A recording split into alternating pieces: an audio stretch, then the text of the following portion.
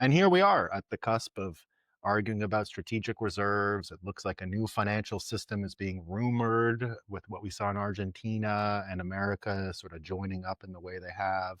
We're seeing from Scott Bessent, the Treasury Secretary, and the way they're treating the Federal Reserve. I said at the beginning of the year on the show last time that the number one story of the year in America was the subordination of the Federal Reserve to the Treasury.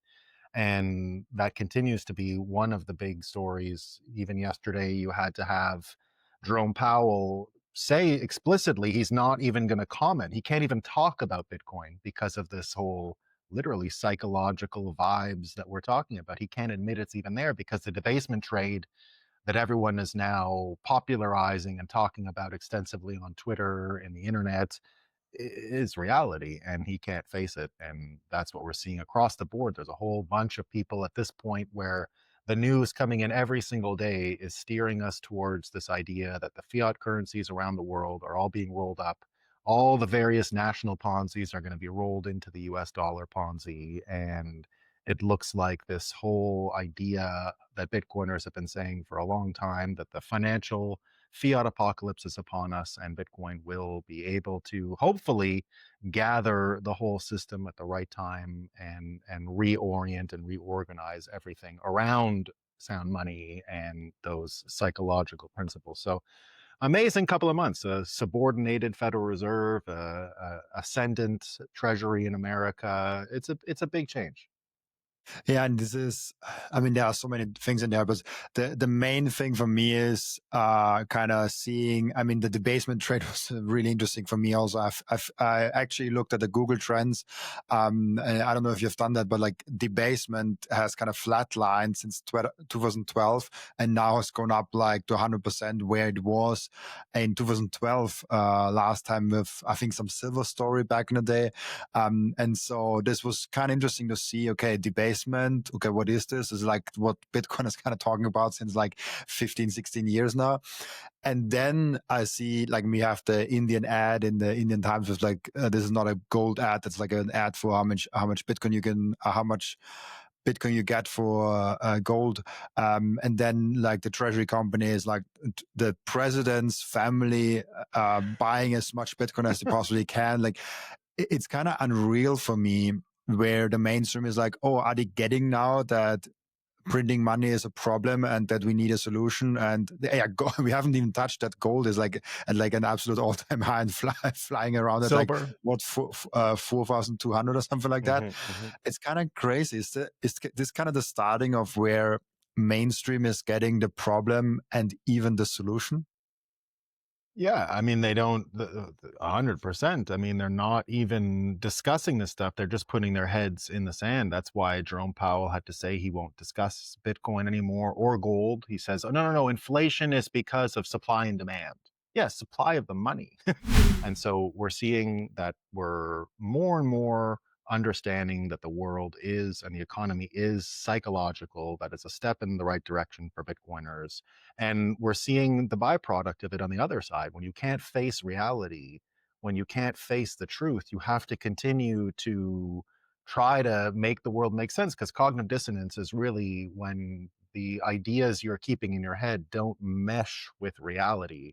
And so the brain, instead of going through the hard work of reorienting itself, telling yourself a different story, learning a new narrative for the world around you, you'll break out into one of a few ways of doing things. We saw with Jerome Powell, it's to ignore, right? You can just don't talk about it. So that's one way cognitive dissonance is dealt with.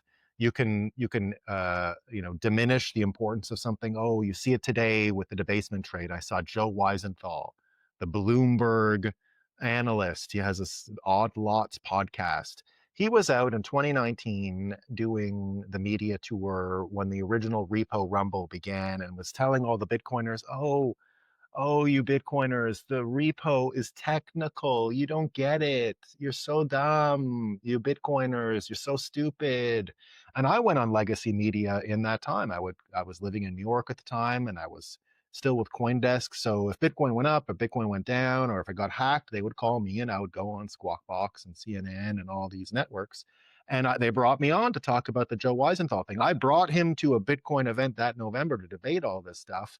And of course, he could barely do it. And what I said at that time in 2019, and if there was such a thing as an honest media and honest awards and all that, Coindesk would have won whatever the Pulitzer or whatever the big awards you can win in media are, because we were the only news outlet in the world that was talking about the 2019 repo market. And people like Joe Weisenthal said, oh, I'm so sorry, you stupid Bitcoiners. You don't get it.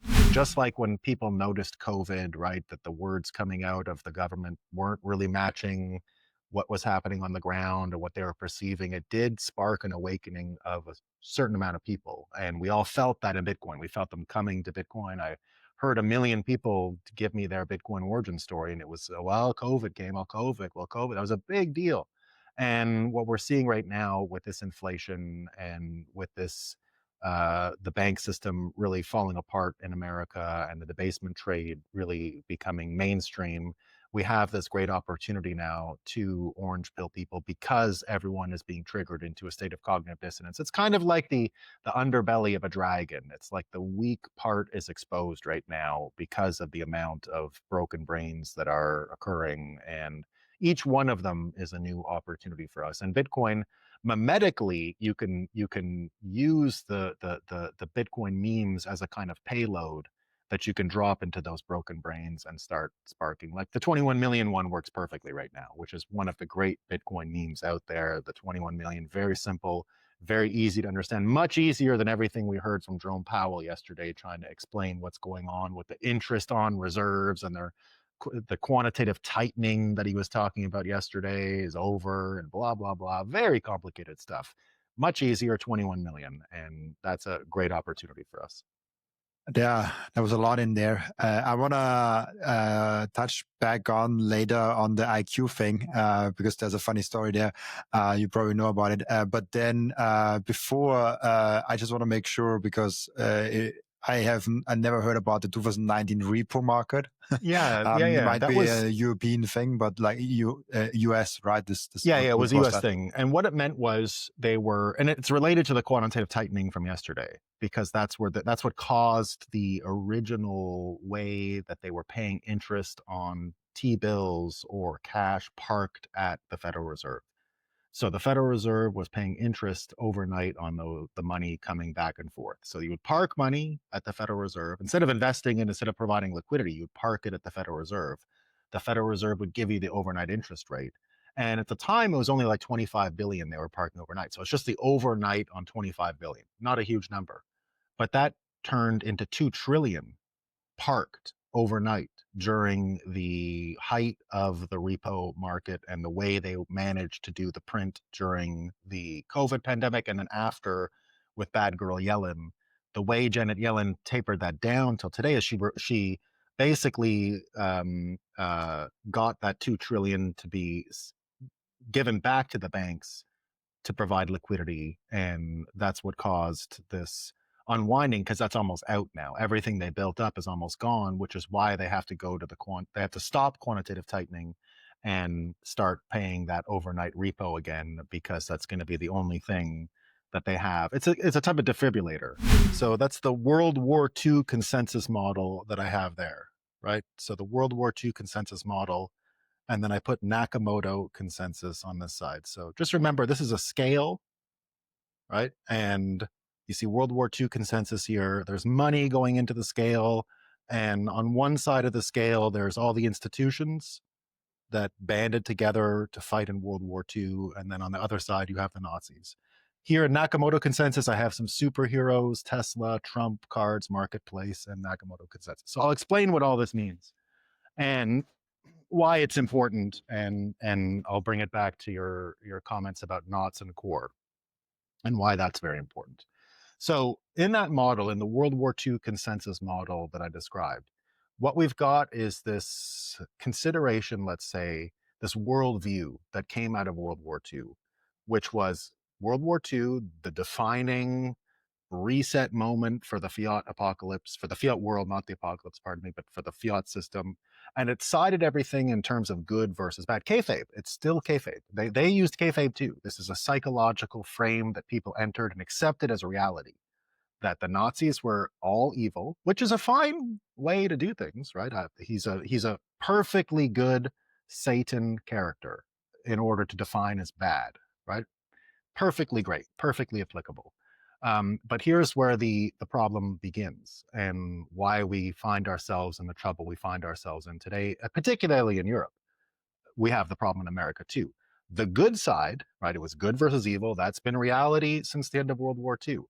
Now, all of the institutions that came together to win World War II, and it was institutions, right? The point of everything we built after World War II, the heavy bureaucracy, all that stuff, right? The French said it explicitly. The French believed, Charles de Gaulle believed, the reason why the French capitulated so easily and lost so easily was their bureaucracy was too weak. Their national institutions were not strong enough to fight against this huge character of Hitler that had come, this megalomaniac that had come. And so he explicitly said, we're going to strengthen our bureaucracy. We're going to make the science politique, where all the presidents went to, where they're going to go to l'ENA, the École Nationale d'Administration. They built all these institutions. Every country built these institutions. They built up a heavy bureaucracy. They wanted to stop the great men of history from great and evil men of history from rising again through a form of decentralization, really, right? All these institutions. Now, the original sin and the lie was the good side was made up of communists, Russians, and Americans. And to this day, we've still told the story of World War II in terms of good and evil. All these institutions, the military, academia, NGOs, whatever, they weren't called that back then, but the bureaucracy all together defined the good team. But the sick lie is the good team was half made of communists. Thank you for watching this video. This was only a snippet of the podcast. And if you want to watch the full episode and get all of the context of this episode, you can click right here or here. Oh, maybe also here.